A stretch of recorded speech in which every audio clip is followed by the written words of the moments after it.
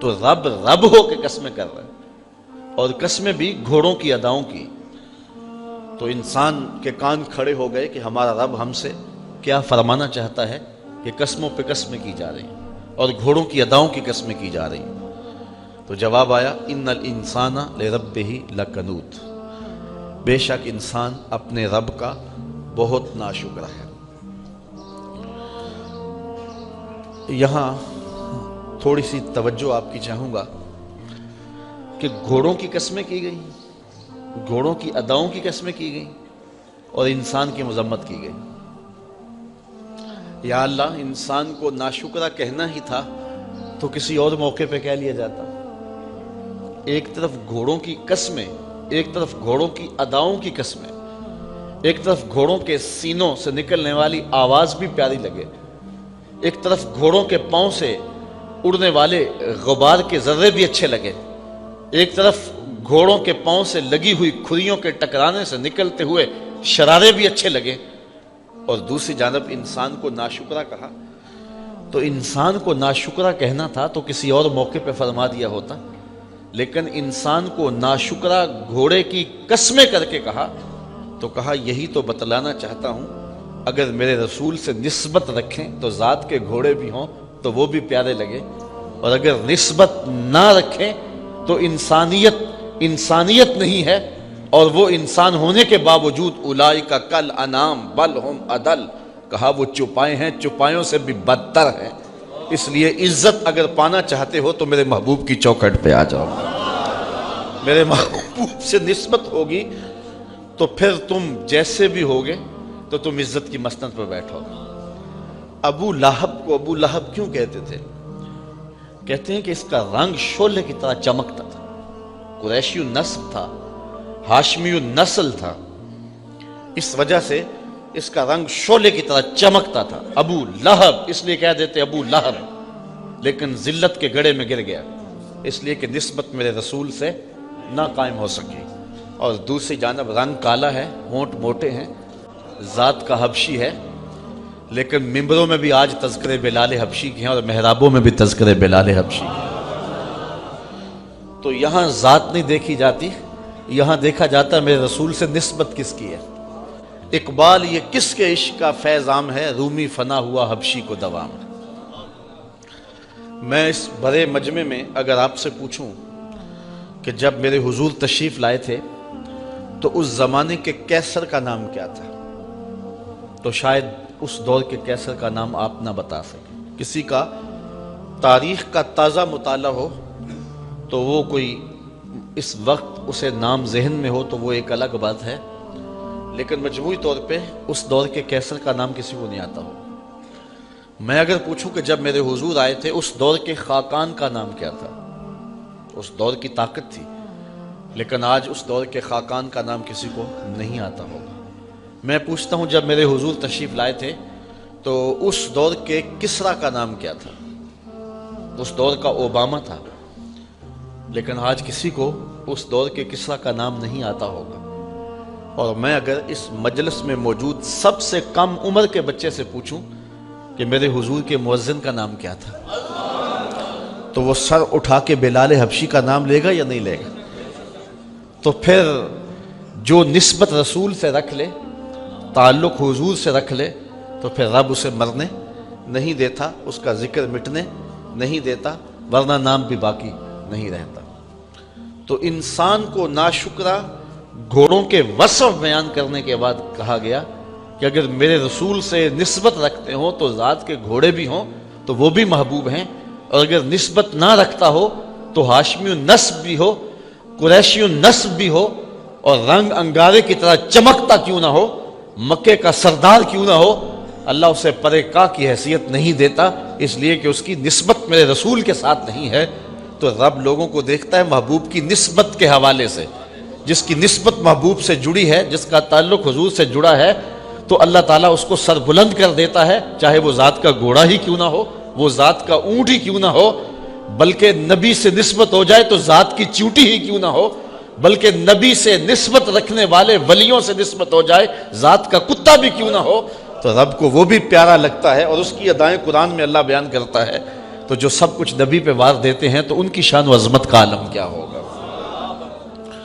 تو ان 5 قسموں کو بیان کرنے کے بعد کہا بے شک انسان اپنے رب کا ناشکر ہے۔ قنوت کے کئی معنی اور کئی مطالب علماء نے بیان کیے ہیں۔ معروف معنی اس کا یہی ہے کہ جو اللہ کی نعمتیں کھائے اور اس کا شکر ادا نہ کرے۔ یہ ہر انسان کی کہانی نہیں ہے، انسانوں کے زمرے میں تو عظیم المرتبت ہستیاں بھی ہیں جو قدم اٹھائیں اور قدم رکھیں تو رب ان اداؤں کی قسمیں کرے۔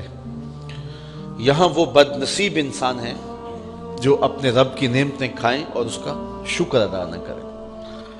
قنوت کا ایک معنی یہ ہے کہ جب اللہ تعالیٰ نعمتیں عطا کرے اور جب وہ نعمتوں کو روک لے، 2 حالتیں ہوتی ہیں انسان کے اوپر اللہ کی طرف سے، کبھی اللہ نعمتیں عطا کرتا ہے، کبھی نعمتوں کو روک لیتا ہے۔ تو جب نعمتوں کو روک لے تو یہ واویلا کرے، لٹ گیا، مر گیا، کچھ نہ رہا، اور جب اللہ تعالیٰ کرم نوازیوں کے دروازے کھولے تو پھر اس وقت اس کا اظہار نہ کرے۔ تو مفسرین کی ایک جماعت یہ کہتی ہے کہ قنوت ایسے شخص کو کہتے ہیں کہ جب اسے تکلیف آئے تو واویلا مچائے، شور و فساد کرے، اور جو ہے وہ کہے میں لٹ گیا، مر گیا، بیماریاں آئے تو شور کر دے، غربت آئے تو شور کر دے، کوئی اسے تکلیف پہنچے تو جو ہے وہ شور و غل مچا دے۔ لیکن جب اللہ کی رحمتوں کے دروازے اس پر کھول دیے جائیں تو اس وقت جو ہے وہ اللہ کا شکر ادا نہ کرے، اس کا اظہار نہ کرے۔ تو جو نعمت کا اظہار نہ کرے اور دکھوں کا اظہار کرے، اللہ کی طرف سے آنے والی تکلیفوں پر واویلا مچائے، تو اس کو عربی زبان میں قنوت کہتے ہیں۔ تو کہا کہ انسان اپنے رب کا قنوت ہے، ناشکرہ ہے، اور نعمتوں پر شکریہ ادا نہیں کرتا، اور جب اسے تکلیفیں آتی ہیں تو واویلا مچاتا ہے۔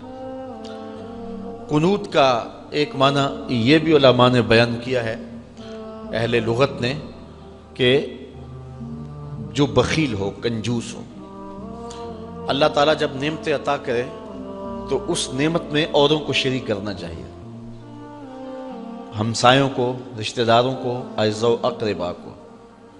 تو جو اپنی نعمتوں میں، اللہ کی عطا کردہ نعمتوں میں، وہ دولت کی صورت میں ہے، وہ علم کی صورت میں ہے، وہ عزت و شہرت کی صورت میں ہے، تو جو اللہ کی عطاؤں میں جو بندے پر مسلسل برسی ہیں تو اوروں کو شامل نہیں کرتا ہے تو وہ قنوت کہلاتا ہے۔ اللہ اکبر۔ وَإِنَّهُ عَلَى ذَلِكَ لَشَهِيدٌ، اور وہ اس پر خود گواہ ہے، یعنی خارج سے کسی دلیل کی ضرورت نہیں ہے کہ آپ اس کے لیے کوئی دلائل مرتب کرنے پڑے کہ انسان کیا واقعی اپنے رب کا ناشکرہ ہے۔ کہا کہ اس پر خارج سے اسے کوئی دلیل نہیں چاہیے، اگر وہ تدبر کرے تو اس کا ضمیر بتائے گا کہ وہ واقعی اپنے رب کا ناشکرہ ہے۔ انسان اپنے تدبر اور اپنے تفکر کے ساتھ اپنی اس کیفیت کو دیکھ سکتا ہے کہ کیا اس میں یہ کیفیت موجود ہے۔ جن پاک باز لوگوں کو اللہ نے اس خصلت بد سے محفوظ رکھا ہے وہ تو خوش نصیب لوگ ہیں، اور باقی لوگ اپنے اندر غور و فکر کر سکتے ہیں۔ قرآن یہ دعوت دیتا ہے، یہ بات بھی ذہن میں رکھیں کہ یہاں خبریت مقصود نہیں ہے، قرآن مجید کا یہاں یہ مقصود نہیں ہے کہ یہ بتا دینا کہ اس میں یہ خامی ہے، بلکہ خامی بتا کر کے اس کے دور کرنے کی طرف توجہ دلائی گئی۔ جس طرح ایک حکیم حاذق کسی کی نفس پہ ہاتھ رکھ کے اس کو خطرناک مرض بتا دیتا ہے تو وہ اس لیے نہیں بتاتا کہ اس کو میں آگاہ کر دوں کہ تیرے لیے یہ مرض ہے، بلکہ اس کا مقصود یہ ہوتا ہے کہ اس کو مرض بتا کے علاج کی طرف متوجہ کر دوں۔ تو اللہ تعالیٰ جل شانہ انسان کو جو بیماری لگی ہوئی ہے قنوت کی، ناشکری کی، رب کی نعمتوں پر سپاس نہ ادا کرنے کی، بخل کا مرض جو لگ چکا ہے، رب کی نعمتیں نہ ملیں تو واویلا مچاتا ہے، اور نعمتیں مل جائیں تو پھر اس کو مخفی رکھتا ہے، اس کا اظہار نہیں کرتا، ابراز نہیں کرتا۔ تو اس بیماری دور کرنے کے لیے اس بیماری کو بتایا گیا ہے اور تشت ازبام کیا گیا ہے، اور کہا اس کے لیے تجھے تشخیص کروانے کے لیے کسی حکیم کے پاس جانے کی ضرورت نہیں ہے، کسی طبیب کے پاس جانے کی ضرورت نہیں ہے، کسی ڈاکٹر کے پاس جانے کی حاجت نہیں ہے، تجھے کوئی صغرا کبرا ملانے نہیں پڑیں گے، تجھے کوئی تفکر اور تدبر کو دعوت نہیں دینی پڑے گی۔ وَإِنَّهُ عَلَى ذَلِكَ لَشَهِيدٌ، ذرا تھوڑا سا اپنے اندر اتر تو تیرے اندر یہ عیب ہے تو تجھے نظر آ جائے گا کہ تیرے رب نے تیرے اوپر کتنی کرم نوازیاں کی، تو اس کا تو تو نے کبھی شکریہ ادا نہ کیا، اور تھوڑی سی تکلیف آ جائے تو واویلا مچا دے۔ انسان اگر اپنے اندر غور کرے تو ہر وقت وہ گڑا رہے سجدے میں، اور تشکر اس کی آنکھوں سے ٹپکے اور اس کے طرز زندگی سے ٹپکے کہ اس کے رب نے اس کو کتنا کچھ عطا کیا ہے۔ بہت ساری نعمتیں ایسی ہیں جو رب نے ہمیں عطا کی، لیکن ہمیں احساس بھی نہیں ہے کہ وہ نعمتیں ہیں ہمارے وجود میں جو اللہ تعالیٰ نے سسٹم رکھے ہوئے ہیں۔ کتنے ایسے نظام ہیں ہمارے اندر جس سے ہمیں آگہی بھی نہیں ہے، لیکن وہ سسٹم کام کر رہے ہیں۔ دنیا کا ایک امیر ترین شخص ہوا ہے اوناسس، اس کی آنکھوں کے یہ جو پپوٹے ہیں یہ کام کرنا چھوڑ گئے۔ اب ڈاکٹر سلوشن ٹیپ لگا کے اس کی آنکھیں کھول دیتا تھا، اور جب اس نے سونا ہوتا تو وہ اتار دیتا اور آنکھیں بند کر دیتا۔ تو کسی نے اوناسس سے پوچھا کہ تیری زندگی کی سب سے بڑی خواہش؟ تو اس نے کہا کاش میں اپنی آنکھیں اپنی مرضی سے کھول سکوں۔ کہا اس کے لیے کوئی دولت کوئی پیسہ تجھے لگانا پڑے تو لگائے گا؟ اس نے کہا ساری دولت جھونک دوں گا، یہ کتنی بڑی دولت ہے کہ میں اپنی آنکھیں اپنی مرضی سے کھول سکوں۔ کبھی آپ نے اس پہ غور کیا؟ ادھر تنکا اڑا ادھر آنکھ جھپک گئی، یہ آٹومیٹک سسٹم رب نے رکھا ہوا ہے۔ ہمیں اس لیے پتہ نہیں ہے، کبھی بل نہیں آیا، کبھی رب نے جو ہے وہ اس پر بل نہیں بھیجا کہ تم اتنی بار دن میں آنکھیں جھپکتے ہو اور یہ سسٹم لگا ہوا ہے اس کا بل ادا کرو۔ اس لیے ہمیں اس کا احساس ہی نہیں ہے کہ یہ کتنی بڑی نعمت ہے۔ وہ نعمت چھن گئی تو اب پتہ چلا کہ یہ کتنی بڑی نعمت ہے۔ یہ منہ کے اندر جو لعاب آتا ہے، ہم کچھ اندر نگل لیتے ہیں کچھ تھوک دیتے ہیں، تو یہ لعاب اگر مقدار سے زیادہ ہو جائے تو پھر بھی پریشانی، اور اگر یہ لعاب مقدار سے کم ہو جائے اور یہ بولنے میں مدد دیتا ہے، نظام انہضام میں مدد دیتا ہے، اس کا بینائی پر اثر ہے، تو پھر بینائی کمزور پڑ جائے اور انسان کا نظام انہضام خراب ہو جائے اور اسے بولتے ہوئے دقت محسوس ہو، وہ ایک ایک لفظ کے لیے اپنے منہ کے اندر ایک ایک گھونٹ پانی کا ڈالے اور پھر وہ بول سکے۔ یہ قدرتی گریس ہے جو رب نے ہمارے منہ کے اندر لگائی ہوئی، جس سے ہم بولتے ہیں، زبان بھی تر رہتی ہے، حلق بھی تر رہتا ہے۔